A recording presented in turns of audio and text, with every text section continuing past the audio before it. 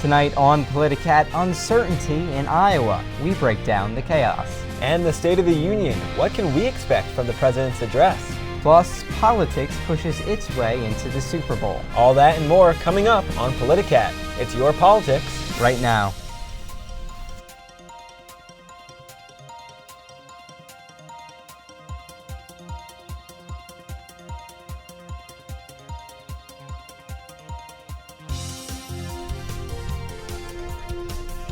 Good evening and welcome to Politicat. I'm Justin Sweetwood. And I'm Andrew Rowan. We begin tonight with news out of Iowa, or maybe lack thereof. Many expected the Iowa caucus to have a winner by late last night or early this morning, but technical complications delayed reporting until this afternoon. As of now, only 62% of precincts have reported. The holdup was due to problems with an app that precinct captains were supposed to use to file their results. However, none of this stopped one candidate from claiming victory. Last night, before any official results were released, Pete Buttigieg said, quote, "We are going on to New Hampshire victorious." In an interview with CNN, Buttigieg said he was able to claim this after seeing reports from his campaign's precinct organizations. But tensions are still high in Iowa with much uncertainty. But what was the mood like leading up to Monday night? Well, this past weekend I went to Iowa to talk to voters about their thoughts on the candidates, Iowa's place in the primary schedule, and the 2020 race. Every 4 years, democracy begins here in Iowa. In politics, all roads lead to the Hawkeye State, and in 2020, everything is on the line, including the direction of the Democratic Party and nation as we know it. Donald Trump took office just over 3 years ago, but here in Iowa, this weekend is about the future. What, or maybe who, comes next? It's a loaded question, and one that Iowans get to answer first. In doing so, they'll decide who will set the tone for the rest of the country. But will that tone be loud, young, fresh, or feel something like that of the past? Just days before the caucuses, many voters were still undecided. I told someone a little while ago, how am I going to decide between now and Monday? Well, probably have to pray about it in church Sunday and see what happens. But that's not to say that undecided voters are indecisive. Many Iowans feel an added sense of responsibility to make the right call as the first in the nation to vote. A lot of people have been thinking, studying. We're good, we're smart. This state is smart, we're educated. It feels like so much lands on us. I can't imagine looking upon this without an awful lot of responsibility. For some voters, it's the choice between two different directions of the Democratic Party. We need a progressive leader that will not be taking money from the billionaires. I would call him a centrist. I think probably more electable. And electability is what Joe Biden has been pushing. The former vice president might be exactly who Democrats need to defeat President Trump.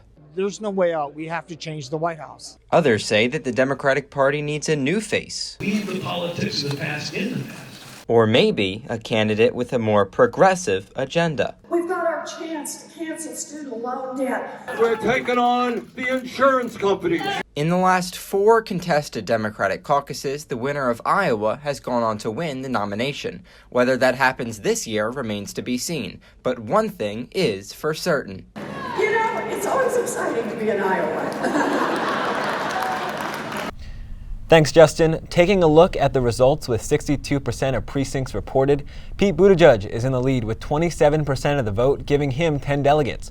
Bernie Sanders isn't trailing far behind, though. He has 25% of the vote.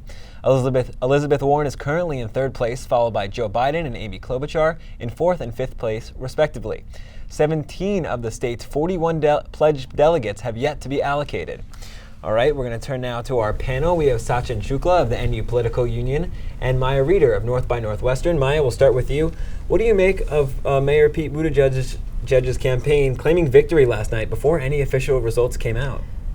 I think it was a pretty bold decision, honestly, kind of reckless, especially with no official result tallied. I know he was leading in a couple polls a couple weeks ago, but it's something that's hard to walk back if you don't end up winning. It's something that's honestly quite embarrassing for a campaign. And Sachin, do you think it's at all problematic, the early call? Honestly, I watched it live. I didn't really notice it because politicians just say so much random stuff all the time that I was like, okay, whatever, Pete. But yeah, it certainly caused a bit of an uproar on Twitter, but it seemed like his information was accurate, so I guess it worked. Sachin, how does the delayed reporting of these caucus results affect the reputation of the Iowa caucus? Oh man, so I think, yeah, the Iowa, there are a lot of people, including like Nate Silver of 538, who are saying like the Iowa caucuses are done. And that was already, an open question during the primary process. The big story here, I think, is that the main benefit from winning the Iowa caucuses is the media attention and like the polling bump. But because the results have been just completely botched up, whoever would have gotten that bump is now getting far less of a bump. I think that's the big story here. All right. Do you think Iowa should be voting first every year, every primary season? I mean, I personally know, but I don't think that's going to change in the near future because we are a nation very set in our ways and very we appreciate our traditions. But I think it's kind of ridiculous that the same state gets the first vote each time, giving the same kind of candidates a boost in each election. And if it is, in the final results come out that Buttigieg did win Iowa, how do you think that'll affect his campaign moving forward? Of course, we've got New Hampshire next week. I mean, yeah, as Sasha was saying, it would definitely give his campaign a boost in the polls and in the ratings. I think it definitely gives him some momentum going into the next couple weeks and the next couple primaries and caucuses and all that going forward. I mean, it can't be anything but good.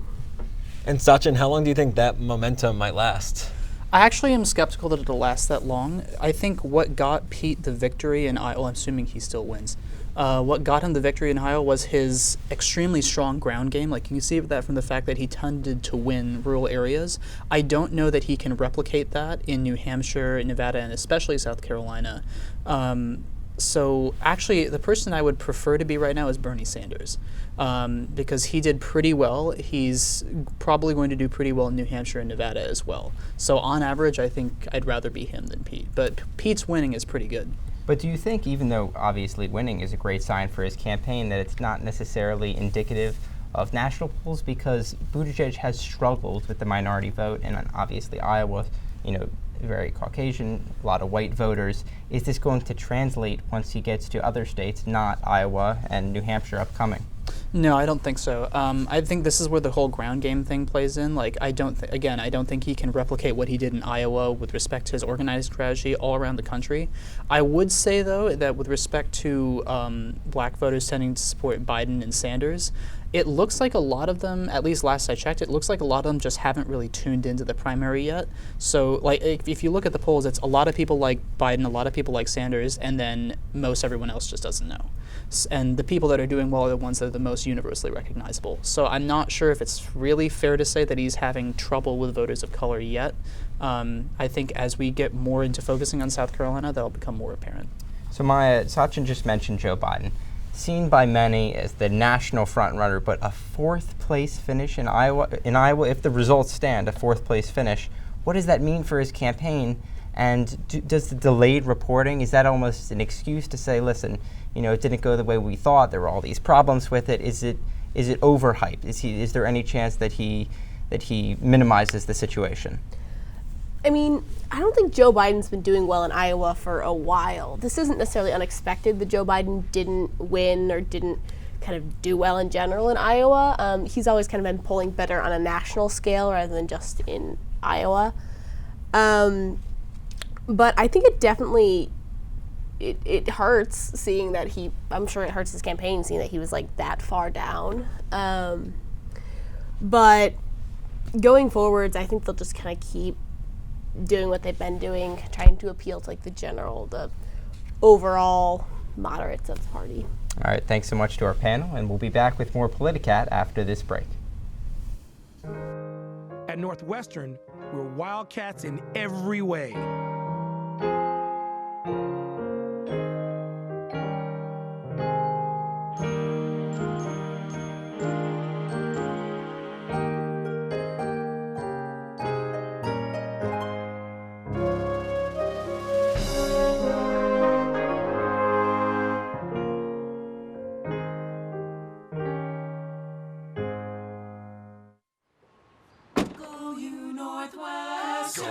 and break right through that. With our colors flying, we will cheer you all the go. Go you Northwestern, fight for victory, sweet victory, spread for the fame of our fair name, and go Northwestern, win that game. Go Cats! The State of the Union is set to begin at 9 p.m. Eastern Time tonight. This will be President Trump's fourth State of the Union address, in which he will lay out his vision for the upcoming year and chart a course for the decade ahead. This will also be the president's final State of the Union address before the 2020 elections. We expect he will tout his administration's accomplishments across the last 4 years and make the case for his re-election. Joey Safchik is in D.C. to tell us more about what we might expect tonight. Joey? Andrew, Justin, it's been a whirlwind of a week here in Washington, D.C., and the State of the Union has gone somewhat under the radar. It's been overshadowed by the looming presence of the impeachment trial and last night's chaotic Iowa caucuses. But tonight, all ears are on Capitol Hill as the president addresses Congress for his final State of the Union before November's election. Madam Speaker, Mr. Vice President. So here's what we're listening for. A senior administration official previewed these major themes earlier in the week. We're expecting to hear a lot about the state of the economy, what the president calls a, quote, blue-collar boom. We're also anticipating that we'll hear about the new trade agreement with China. Next, the president will likely talk about working families and prioritizing paid family leave. Late last year, the Senate passed a measure that would guarantee paid family leave for federal employees, so the president will probably mention that. As we all know, healthcare has been a monumental theme on the campaign trail amongst Democrats, and we're expecting the president will passionately and starkly contrast the proposals that we're hearing coming from the left. My administration has sent to Congress a common-sense proposal to end the crisis on the southern border. There's no doubt the president will harp on immigration, which has effectively rallied his base since his campaign back in 2016. Beyond the border wall, we're anticipating the president will talk about a controversial issue, sanctuary cities. And finally, the Trump administration says the president will update Congress on national security efforts. This comes especially anticipated after the recent tensions involving Iran and since the president pulled troops out of Syria in the fall. Truly make America safe. And the question, Justin and Andrew, that I'd be remiss not to address, will the president mention impeachment during his State of the Union tonight? When Bill Clinton delivered his 1999 State of the Union, he too was in the midst of an impeachment trial, but he did not even allude to it during the speech. Republican senators are urging the president to do the same, but we'll have to wait and see how he handles it. We will have more State of the Union coverage on Facebook from our Politicat team here in D.C. You'll be able to see that tomorrow. For now, from Capitol Hill, I'm Joey Safchik. Back to you on the desk. Thanks so much, Joey. And with that, I'd like to welcome back in our panel. Now, we just heard the 5 main topics we expect President Trump to address in a State of the Union tonight. That's the U.S. economy, paid family leave, healthcare, immigration, and national security. So, Maya, I'll start with you. Why do you think the president is choosing to focus on those particular topics? I mean, I think they're big kind of talking points that he's focused on throughout his presidency, which is kind of the point of the State of the Union, to kind of like recap the last year, and in this case, the last term. I think especially on national security, that's been something we've heard endlessly from the Trump campaign and Trump supporters, how it's like a large, they're building the wall, and I think that playing into immigration for the Trump administration. So I think that's like a big selling point for his campaign for the 2020 election, which is, I mean, this is undeniably linked to his 2020 campaign. So I think all of the things he's focusing on are also kind of talking points for his campaign in the next cycle. Mm-hmm. And Sachin, which of those topics, if any, do you think he's going to make the focal point during tonight's speech? I'd say the economy, just because it's officially it's doing super well. And I would say also economy and national security tend to be what we would call owned issue areas for the Republicans. So that's just things he's going to want to talk about. Now, we also can't forget that this is the president's first major address since he was impeached by the House of Representatives, and the Senate is expected to vote tomorrow on whether or not he should be removed from office. Sachin, what impact do you think this will have on his message or the theme tonight? The thing is, like we've all heard, like impeachment is nowhere in the draft, but it's Trump, so we don't know what he's going to say. The last president to give a State of the Union while impeached was Bill Clinton. I don't believe he mentioned it, and I think either he didn't mention it or he apologized or something like that. It'll be interesting to see how Trump takes it. So Maya, like Sachin said, impeachment not, according to the White House Deputy Press Secretary, not in the draft for tonight. But do you anticipate that there's a possibility that he could go off the cuff and mention impeachment? Honestly, I think it's kind of inevitable. If he doesn't mention it directly, I think it'll be indirectly mentioned, like how the injustice of the partisanship of the House and the Senate. And I think it's inevitable, to be honest, in some sort of reference to impeachment and to the fact that he thinks he will be exonerated tomorrow. And what about the Iowa caucuses? Do you think there is any chance that he takes the State of the Union as an opportunity to bash some of his Democratic, rivals, or the Democratic Party as a whole? I wouldn't count it out. I think that's a little more, he's not known to be a subtle man, but I think that is still kind of might be beyond the point that he would go for the State of the Union. Now, healthcare has also been at the forefront of the recent Democratic debates as well, with an emphasis on expanding Medicare coverage to as many people as possible. Sachin, what do you think we should expect tonight on the president's message about healthcare? It's curious to me that he's actually going anywhere near that, given what happened to him early in his term. I've heard that he's going to be making a new proposal about prescription drug prices. I feel like that might be like the infrastructure of this year's State of the Union, like how he talked about it last year. Like, it just seems to be an issue that everyone can get behind, but nobody actually does anything about. So it's just kind of what he's going to do. And Maya, how do you think it'll differ from what we've been hearing from Democrats on the campaign trail? I mean, the Republican health care proposal from Donald Trump will obviously be drastically different, as the Democrats have been almost all doing a health care for all kind of campaign. And I think that's just kind of not what the Republicans are looking at right now, especially since that's kind of been intrinsically linked to the Obamacare kind of idea.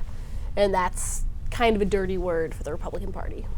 So the New York Times is reporting that the theme of tonight's speech is going to be the Great American Comeback, in reference to President Trump's economic record, military spending, and his appointment of conservative judges. Sachin, is this a good characterization of his past year in office? I think it's certainly, when you just look at that, it definitely shows that despite how different he is as a person and in his ideology from the rest of the Republican Party, his record on paper has been remarkably conventional. Like, his one major piece of legislation is just a tax cut, which any of the Republicans would have passed.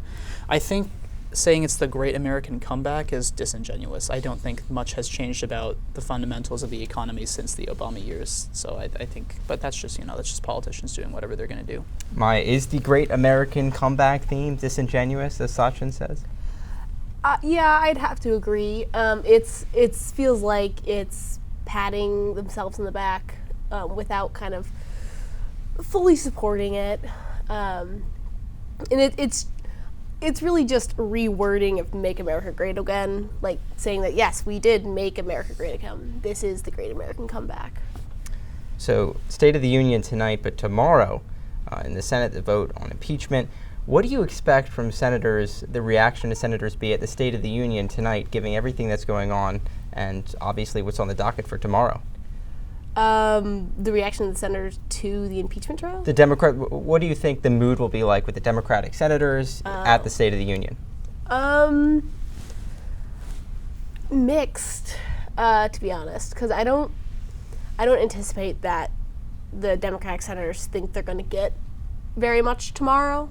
But at the same time, they've still kind of accomplished a fair amount, bringing it to this point. So it's a bit of kind of like a bittersweet kind of mood, saying like, oh, we got close to what we were trying to do, but it's not going to happen. All right, thanks so much, and we'll be back with more Politicat right after this. At Northwestern, we're wildcats in every way.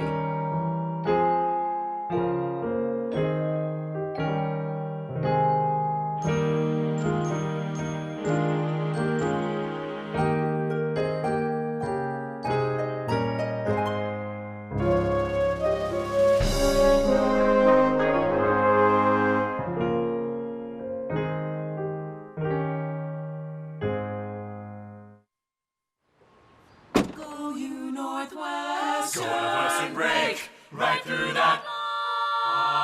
With our colors flying, we will cheer you all the go. Go you Northwestern, fight for victory, sweet victory, spread for the fame of our fair name, and go Northwestern, win that game. Go Cats! At Northwestern University, we are pioneering innovation and achieving excellence across every imaginable discipline.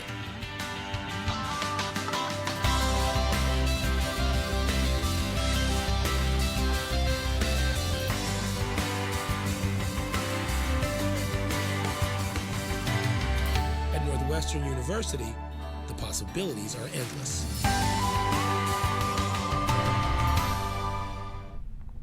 With Iowa, the State of the Union, and impeachment dominating the news cycle, we thought we'd take a little break and play a couple rounds of our game Headlines. So panelists, we're going to read you 3 headlines. 2 of them are true, 1 of them is false. You have to guess which one is the lie. Are you guys ready? All right. All right, so first up, first statement.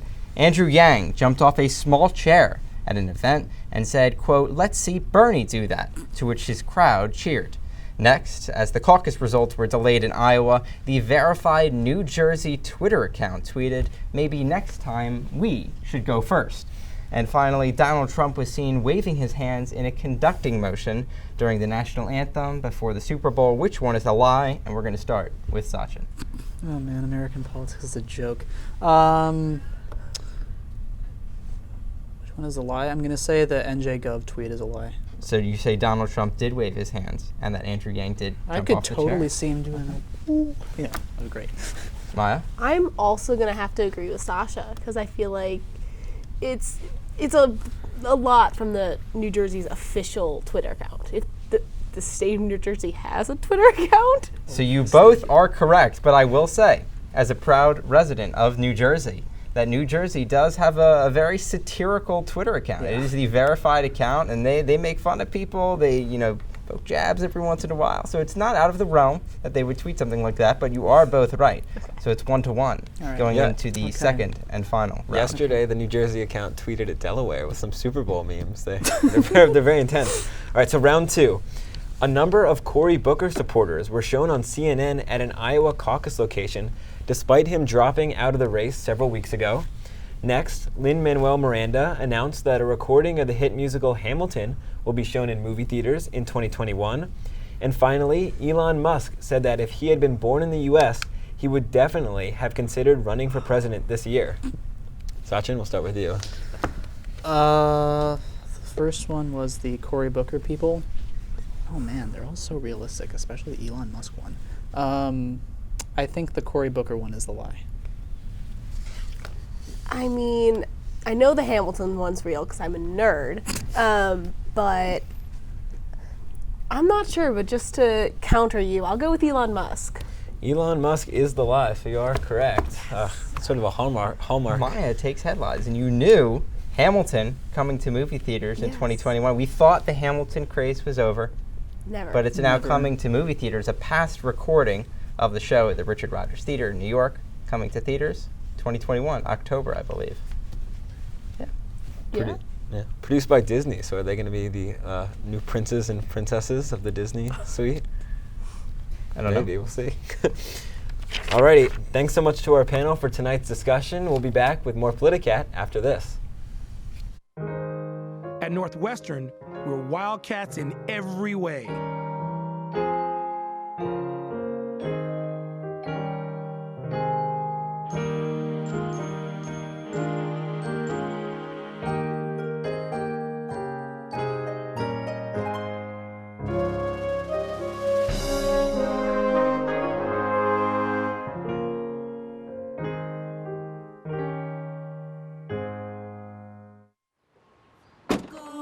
Northwestern. Go Northwestern, break right through that. With our colors flying, we will cheer you all to go. Go you Northwestern, fight for victory, sweet victory, spread for the fame of our fair name, and go Northwestern, win that game. Go Cats! This past Sunday, 102 million people tuned in to watch Super Bowl 54, but what they might not have expected was how two presidential candidates saw the big game as an opportunity to project their message. Chloe Cope has more. Thanks, Justin.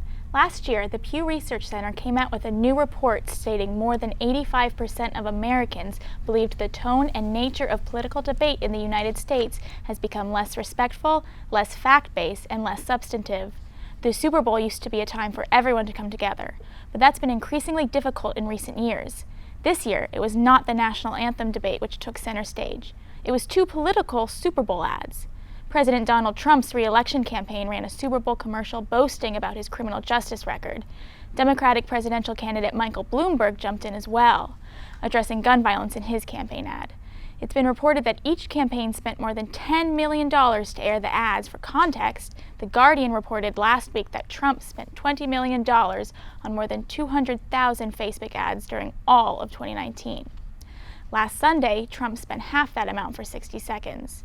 USA Today reported that Trump and Bloomberg's ads were the first political commercials to air during the Super Bowl since 1989. The game was broadcasted on Fox, but many non-political advertisers didn't want their ads appearing next to the political ones, so Fox agreed to put the campaign ads next to promos for its own programming. All of this speaks to our uniquely American political climate. Only the wealthiest candidates can afford to spend millions of dollars on Super Bowl ads. Does that give them an unfair advantage, or is it just an unfortunate consequence of American capitalism? Whether or not the pricey Super Bowl ads pay off for Bloomberg and Trump remains to be seen, but the two candidates have certainly raised new and important questions about the role billionaire candidates play in American politics. Thanks so much, Chloe. And I remember reading an article, I believe it was in the Washington Post, that said the $11 million ad that Michael Bloomberg ran was the equivalent, with his net worth of $60 billion, was the equivalent for the average American $17. So the pizza you may have enjoyed at the Super Bowl was essentially what Michael Bloomberg's Super Bowl ad was for him. Just an interesting thought. I mean, I get happy when I find a $20 bill on the sidewalk, so. $60 billion. I don't think everyone realizes that that's $60 billion running for president. All right, well, that's all the time we have for tonight. For everyone here at Politicat, I'm Justin Sweetwood. And I'm Andrew Rowan. Thanks for watching, and good night.